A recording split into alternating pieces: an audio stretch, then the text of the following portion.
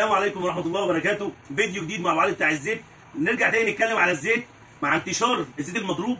احنا عاملين النهارده احدث حاجه مع كل شركه هنتكلم عليها في الفيديوهات الجايه عن الجيركن الاصلي عامل ازاي. اي حاجه هنشوفها غير اللي احنا بنقول عليها دي اذا الجيركن ده مش اصلي، علشان خاطر الناس تحط الزيت التمام. احنا معانا اول شركه النهارده في منتجات زيت البنزين، عشان هناخد منتج ومنتج على حسب الفئه. فئه البنزين في شركه شيل، لان من اكبر الشركات شركه شيل، هنقول ازاي تختار جيركن الزيت السليم. معانا في 6 حاجات، يلا بينا. رقم 1 دي نظافه الجيركن قبل اي حاجه. الغطا نضيف ازاي؟ لو عملت بايدي كده الغطا يبدا يتوسخ ما تطلعش وربط الجيركن. الجيركن لازم يبقى نضيف قبل اي كلام، وخلي بالك من لون الجيركن ما يبقاش بهتان. رقم 2 ابص على عيار الجيركن. الجيركن ده يا جماعه بيتعبى كمبيوتر، مش ناس واقفه يدوي. ابص على عيار الجيركن، احط جيركنين طالما نفس العبوه في الشركه بتبقى نفس العلبه، او نفس الجيركن اجيب نفس جيركن تاني واحطهم جنب بعض. العيار لازم يكون واحد. لو لقيت العيارات مختلفه اذا الجيركن فيه شك. لازم انا بشتري اخلي بالي ان العيار واحد عشان ده عيار كمبيوتر.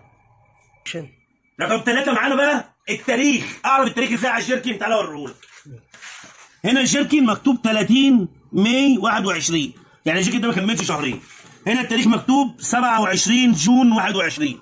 هنا التاريخ ده مكتوب 10 ابريل. هنا التاريخ ده مكتوب 22 جون، يعني الجيركن ده ما كملش 20 يوم. خلاص؟ انا ليه بدور على التاريخ؟ المفترض ان انا بغير عند حد بيعمل ابديت لزيته اول باول، او يكون اما محل شغال او محل بيجدد زيته. مفيش يا جماعه محل الجيركن بيقعد عنده اكتر من 6 شهور. احنا اقل حاجه شفناها اتش اكس 8 من شهر 4، يعني بقاله 3 شهور. خلاص؟ ما اشتريش المنتج اكتر من 6 شهور. هتقول لي مصلحته 4 5 سنين. هقول لك احنا بنتكلم في ظروف الزيت بيتضرب. احنا مش في مجتمع مثالي، احنا في ناس ياما جدا الجيركن بيتضرب عندها، فبالتالي خلي بالي من تاريخ الانتاج كويس جدا. احنا خلصنا الهيكل الخارجي ننقيه ازاي. هخش بقى على الشغله بقى اللي تهمني قوي. قرب عليا كده. رقم 4 معانا التكه بتاعت الجيركن. هنتكلم على منتج شيل. قرب كده واسمع. شايف؟ بص هنا كده، ركز في الحته دي، هتلاقي في برشامه صغير بتفرقع في ايدي. بص اهي التكه دي، سمعتها؟ هعملها في الجيركن ده كمان. قرب كده. سمع التكه؟ خلي بالي منها قوي، دي اهم حاجه. طبعا مش هفتح دول عشان دول غاليين قوي. خلاص دول مقدور عليهم، حد من حبايبنا هياخدهم، لكن دول غاليين. خلاص؟ كل جيركن افتحه لازم يعمل التكه دي. خلي بالك قوي من حته التكه اكتر من البرشامه اللي جوه. رقم 5 معايا بقى. فتحت الغطا اهو وفتحت الغطا اهو.